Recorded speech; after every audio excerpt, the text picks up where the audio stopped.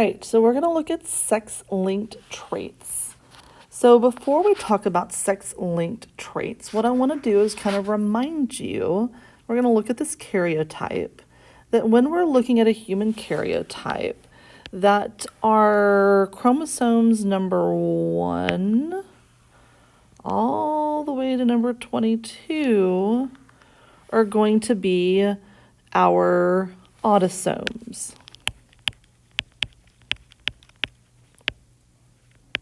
These are our non-sex chromosomes, which means they don't determine our gender. Whereas the very, very last pair, if you're a female, you will have the XX, and that would be a female, or you have the XY, which is going to be the male.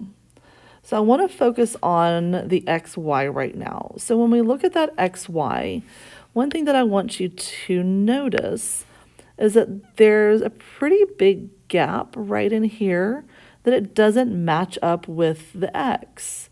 And so what does that mean? Well, gentlemen, what that means, and we talked a little bit about this is why you have a higher chance of being bald or the higher chance of being colorblind, because the trait for baldness and colorblindness is actually on the X chromosome, on the X, but because there's nothing over here to kind of overshadow whatever it is that is on the X, then whatever's on the X you're going to have. So what does that mean? So if we have the X chromosome here and we have the Y chromosome here, again, you've got this entire area right here where there's nothing to match up. So color blindness is a recessive trait. So if you've got the recessive allele here on the X chromosome, there's nothing to like counter it over here on the Y. So you're going to be colorblind. Whereas with a female, she has 2 X's. And so she has to have 2 recessive alleles to be colorblind. And so that often is not the chance, or not what's happening. She often has at least 1 big C and 1 little c, or whatever letters we're using. So females are often not colorblind. That doesn't mean that they can't be. It just means that it's a lot harder for a female to be colorblind than a male. And the same thing with baldness. So if we use like an H for hair, in order for a male to be bald, you only have to have 1 little H, because again, there's nothing over here to match up with it. Whereas a female would have to have both little H's. Often doesn't happen. She normally at least has like 1 capital H, if not 2 capital H's. So she can be a carrier for color blindness or a carrier for baldness, which means she's got the recessive trait, or the recessive allele, she just doesn't show it. And that's how it can be passed on to the male, because, well, a male is an X and a Y, right? So in order to get the Y has to come from dad, which means the X comes from mom. And if we kind of backtrack, that this X right here, or one of the X's, came also from her father. Says if it's a female, the dad had to give the daughter the X. The mom gave her the other X, and so she got that X from her father. So, gentlemen, if you want to figure out if you're going to be bald or not, you need to look at your mother's father, so your grandfather on your mom's side. And that's going to kind of be the determination of your hair status later on in life. Just FYI. So what do we call this? We call this hemizygous. We've talked about homozygous. Homozygous, homo meaning one or the same. Okay, heterozygous, meaning you got one of each. Well, here in gentlemen, guys, you've only got one. Hemi means half. So half zygous, so you've got half the number that's needed. Remember, there's always exceptions in biology. Here's one of those exceptions. It doesn't take 2 to make a trait here. It's only going to take 1 for those males. Males, this is also why you've got more genetic disorders than females, because of this area right in here that there's nothing to match up with. So again, this is called hemizygous. All right, so let's go back up here and see how we do this. Okay. So, what is the phenotype for the following genotypes? So make sure that you specify male or female. So here we're looking at color blindness. And remember, color blindness is a sex-linked recessive trait. So let's change colors just because we haven't in a while. All right, so X big B, X big B. So first of all, that's a female. And we're going to say that she's got normal sight. So I'm going to say female that is normal. Okay, X big B, X little b, that's a female. She still has normal sight, normal color, but we're going to call her a carrier because she carries that trait. Let me write that a little bit nicer. So she carries that recessive allele right here, so she can pass it on. She carries it and can pass it on to the next generation. So she's a carrier. Okay, so X little b, so female that is colorblind. Okay, then over here we've got X big B Y, and we put the Y because this is a male, right? And so the only thing we're going to look at is what's on that X. And what's on that X is a big B, so we've got a male. And it's a capital letter, so he's got normal sight.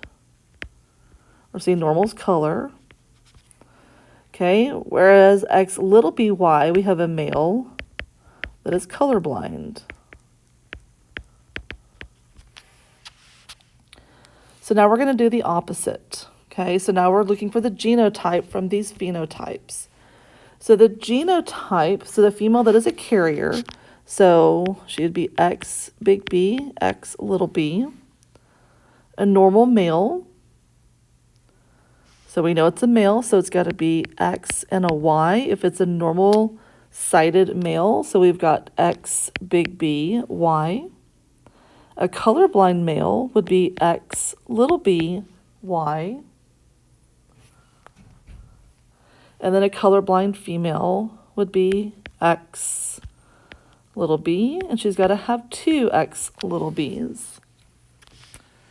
Okay, so let's see what this looks like in a Punnett square. So set up a square for each of the crosses listed below. So a woman that is a carrier for colorblindness marries a male that is not colorblind. So a woman that is a carrier, so that's heterozygous, so she would be X big B, X little b, marries a male that is not colorblind, so he would be X big B, Y. So just like we've done before, X big B, X little b. Okay, so now we're going to move everything into the middle.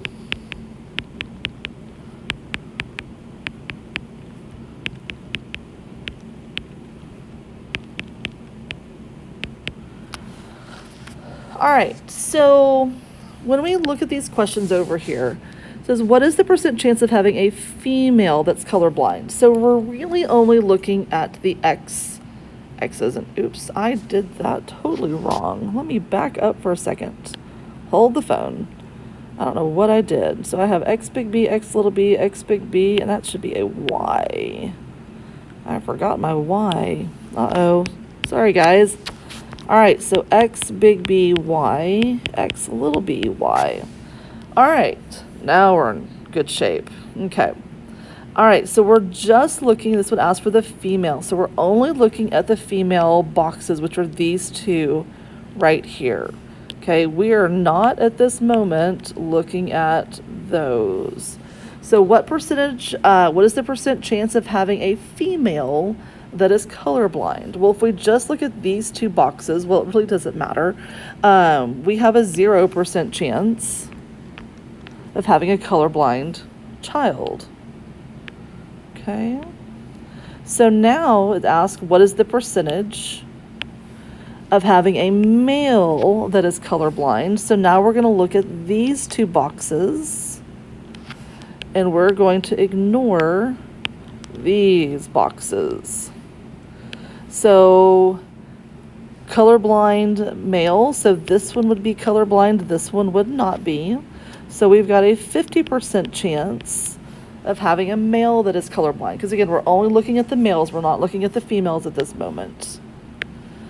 On the last question, we will look at all of them.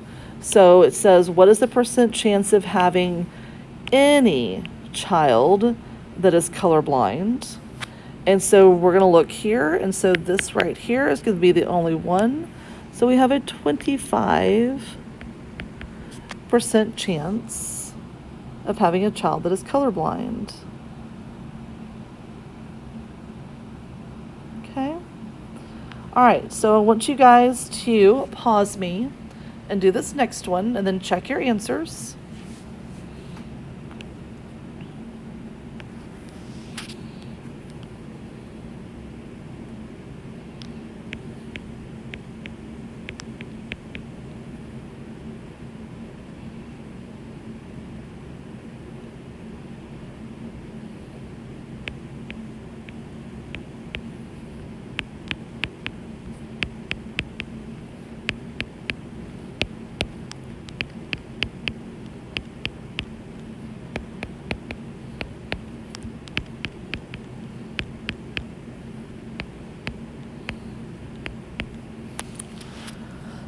All right, so here's what you should have. So a woman is homozygous dominant for color blindness, so big B, so X big B.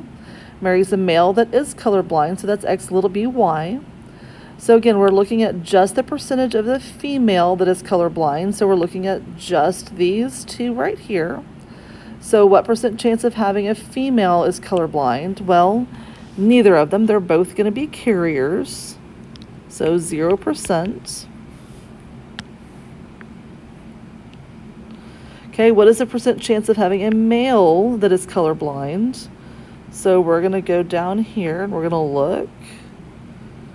And we've got 0%.